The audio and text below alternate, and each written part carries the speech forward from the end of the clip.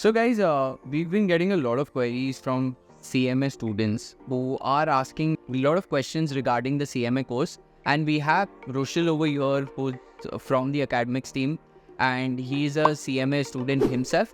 And he'll probably help you out with answering a lot of questions. So we've got these questions since I'm working with the CMA students on a daily basis. I have a couple of questions that the students would want to know, and I'll start with a couple of questions right now. All right.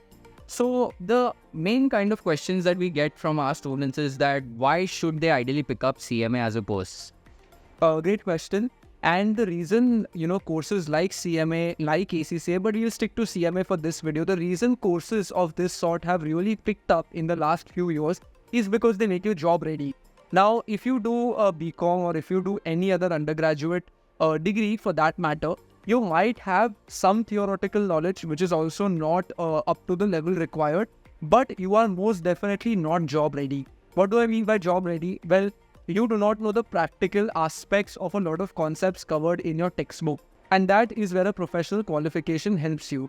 It'll not just help you pick up more knowledge about the topics that you've studied in your undergraduation if you're a commerce student, but it makes you more job ready. The way you professionally draft answers in an examination of this sort, the way you approach certain questions, and the way you think in general really does shape you up for your first job, and it makes you more job ready. So that is probably the reason why you should pick up CMA, and it will in turn help you secure better jobs, have more knowledge, be more job ready. All right. Thank you so much for clearing that question.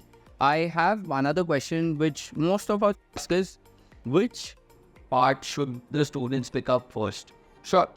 So guys, I'll answer this question in two ways. First, I'll talk about what you learn in each of the US CMA part. And then I will get to which one should you pick first, because it's quite a subjective question. So a lot of times, students end up asking Makrand or I, which part is more difficult. So they want to do the easy part first and then they want to get to the more difficult part.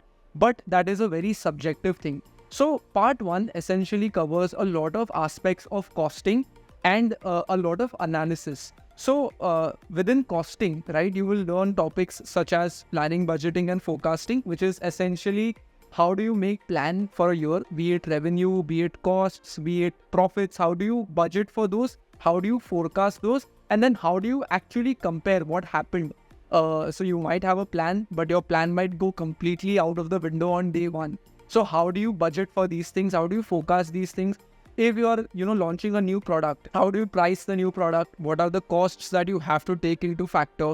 So these sorts of things, right? Costing and accounting, you will learn in part one, whereas part two is a lot towards finance. So part two, you sort of learn things like where do I procure money from? How do I manage my capital? How do I grow my capital by investing it in the right places? How do I reduce the risk of my business? So these are topics that you learn in part two, which is more towards finance, and accounting and costing you will learn in part one of US CMA.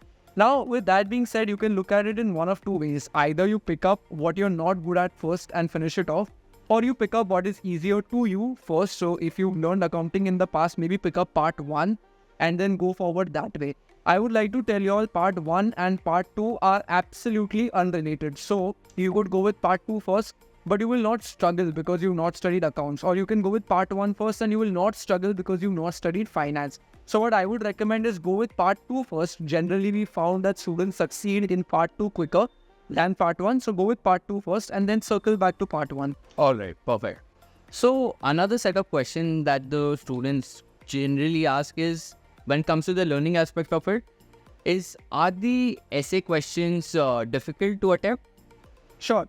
So guys, understand that essay questions are just one component of the US CMA examination. You first start with 100 MCQs, and if you score a certain percentage of questions right in the MCQs, you get to attempt essay questions. So essay questions are basically a scenario where based on the scenario, there are another 5 questions and you have to answer them. Now, in some questions, they might be asking you for your opinion. In other questions, you might need to make a calculation.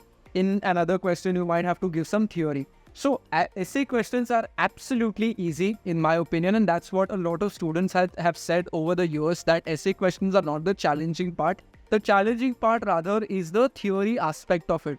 So if you read the textbook well enough and if you're well prepared for the exam, essay questions will not hinder you. If anything, essay questions will be the reason you pass, because students score very, very well in their essay questions. So it's something that you should not fear. All right. So now that we've cleared the learning aspect for a CMA student, the other questions, I just have a couple of more questions. Yeah. When it comes to their registering for an exam. Yeah. So when should a student ideally register for the exam attempt? Right. So guys, first of all, registration and the administrative aspects you should not really worry about, because Makran and his amazing customer success team is there to help you throughout your journey. But if I am to make a recommendation, I would suggest it will take you anywhere between 2.5 to 3 months to prepare for one part of the US CMA examination. With that being said, if you started preparing 2.5-3 months in advance, then realistically about 30 to 45 days before your exam, as a student, you should know ki, okay, now I'm ready for my exam and now I can pay my examination fees and register with the body. So his team will get you registered ideally 35 to 40 days before your exam. So if you want to write your exam in, let's say, the September-October window, and if you're not sure about the window, we've made lots of other videos so you can watch those. So let's say if you want to write it in the September-October window, what I would suggest is you get registered somewhere in August. So that is a little in advance, and that is how you should plan. So the window in which you want to register, about 30 to 35 or 40 days before the window starts. All right. So now coming to the last question, this is the most common question that we receive is, what are the job opportunities that are available after doing a course like CMA? Absolutely. So I firmly believe that a lot of candidates pursue these courses for the job opportunities. Given this fact, there are companies like Apple, Accenture, L&D that are already tied up with the IMA. So IMA keeps coming forward with a lot of job opportunities with these sorts of companies. Besides that, you can look at becoming a financial analyst, a business analyst, roles of this sort to get into any organization. Obviously, anyone starts at the entry level, but then over time you can rise. And the reason you rise quicker with a degree like US CMA is because it's management accountants. Management accountants are usually people who work directly with the management of a company. The costing aspect I talked about, the finance aspect I talked about in the start of the video, these are decisions that are usually taken by the seniors in an organization. So you get to present your reports directly to them, you get to work directly with them to understand their needs, and you rise faster through the hierarchy. With that being said, again, the roles that you can look are in risk, they are in finance, so mainly financial valuations, financial analysts, business analysts. These are some popular roles that students end up in. But these are just some roles. There are a lot of roles out there, and we've made dedicated videos where you can go through the list of roles and what might work best for you. All right. Thank you so much, Roshil, for your time. And with that, we will end this video. If you have any further questions with regards to your CMA course, feel free to drop it in the comment section and we'll reply to it as soon as possible. Thank you so much.